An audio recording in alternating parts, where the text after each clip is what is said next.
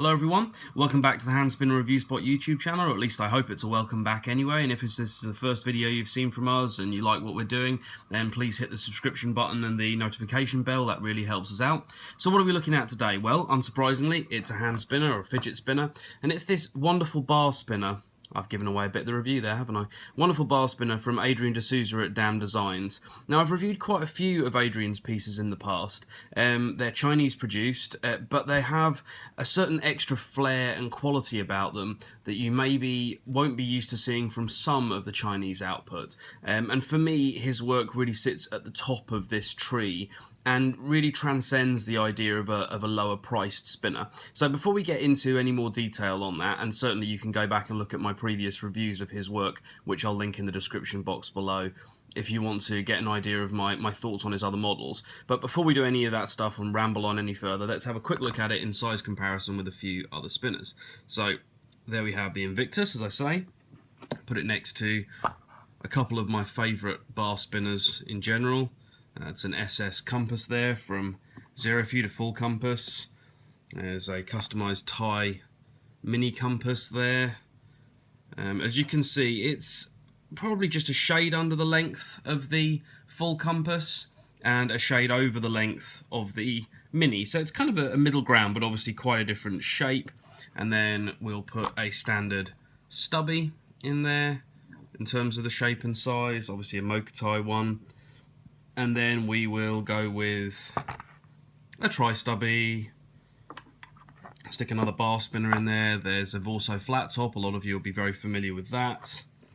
And then we'll just pull these out of the way, because I think that gives you kind of more than enough of a look, really.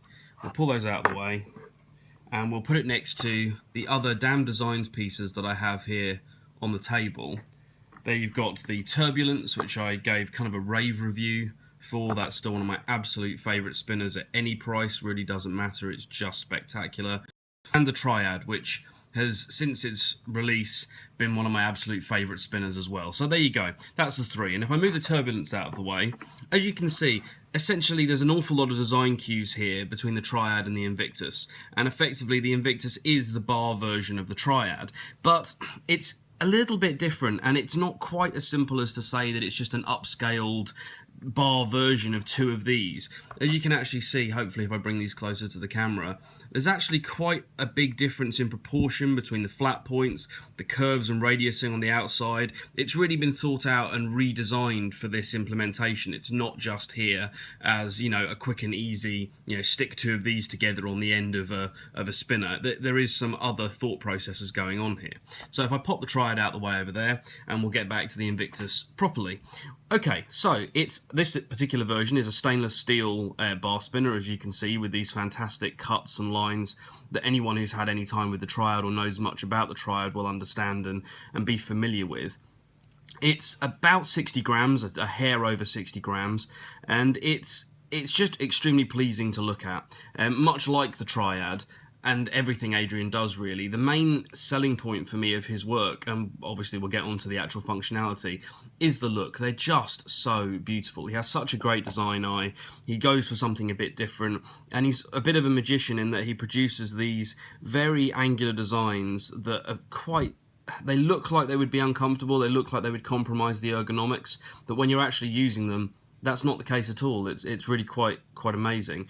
And he's doing various other things as well, and he also just sources who makes these for him very, very carefully, and is clearly very exacting on what he asks from the manufacturer, because they do a really, really good job.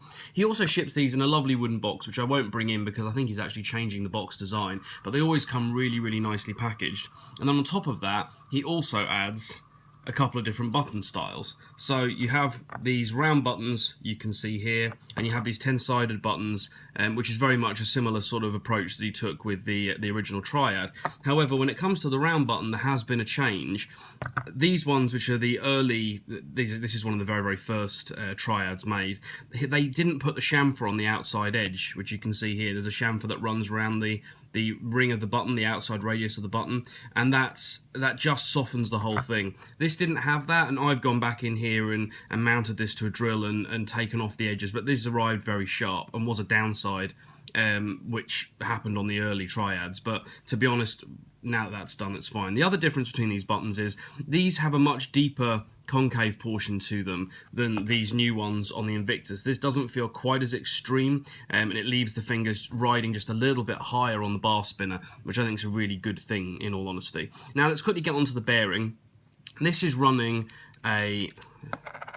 There we go. It's running a bearing cage in the same way that you'd expect for most Chinese-produced spinners right now. It's a very good bearing cage. It's exactly what you would expect. And inside there is a really interesting bearing. Now, it's one of these guys. These are relatively new, and they've kind of taken the world by storm in the same way that the one-drop bearings did when they first came out. This is an FZ, or FZ, SB V2, Super Bearing V2, and what this is, effectively, this is my first contact with this bearing, and the Invictus shipped with these as an extra. There's a big story about why that happened, but I won't go into this now. It's an excellent little bearing. It works so well. It's a stainless steel bearing, as I say, in much the same way as the one drop is, but where the one drop has a very sort of dampened quality about it, it's lovely. It's very, very smooth, very, very buttery and quiet.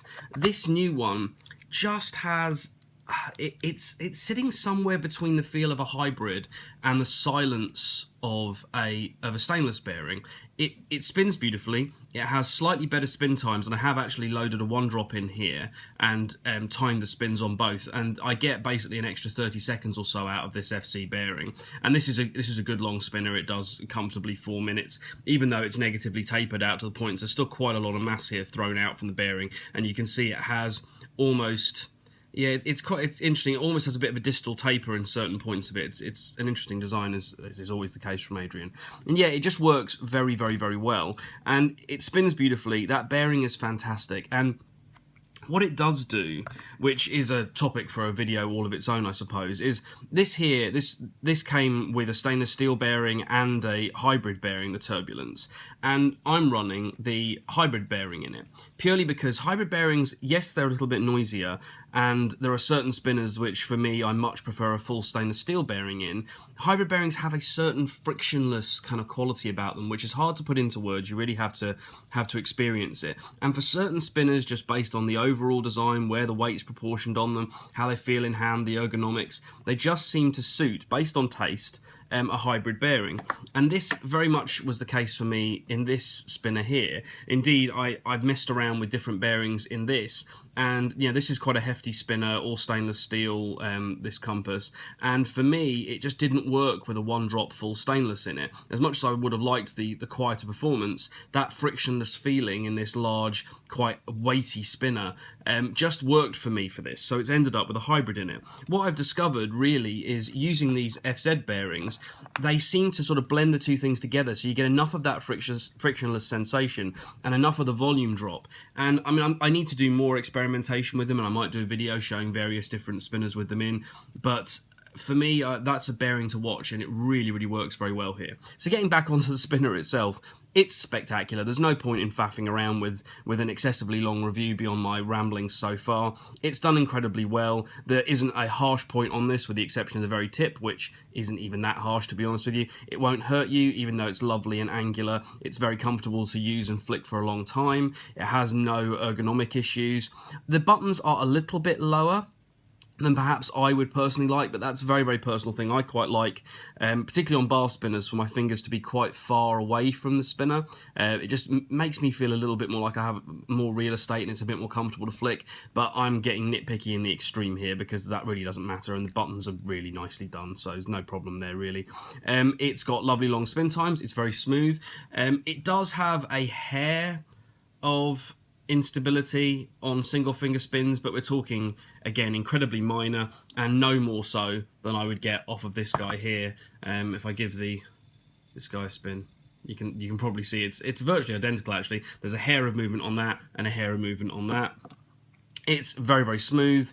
It has a lovely sense of feedback with this bearing. It's just enough that you know it's there.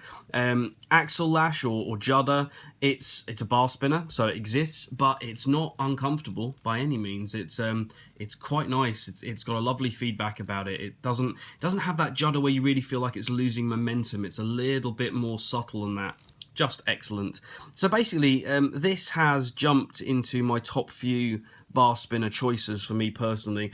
You know, the stubby and the 2 versions of the compass really are, I mean, it's probably a little bit boring to some of you, but they really are my favourite bar spinners. They got the formula right very, very early on in the game, and it hasn't really been surpassed. I wouldn't say that the Invictus surpasses those, but it gives you another look.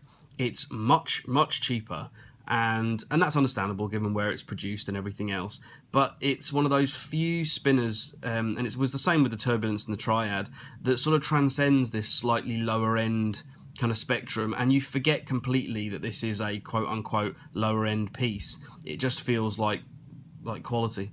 So another glowing review for Damn Designs. I almost feel like a bit of a broken record on that, but until something arrives from Adrian that's not good, you'll keep on getting glowing reviews from them, because so far he hasn't disappointed me. So there you go, guys. Sorry if that was a bit rambly, but that is the Invictus. Go get one. Thanks very much, guys. Take care. Bye-bye.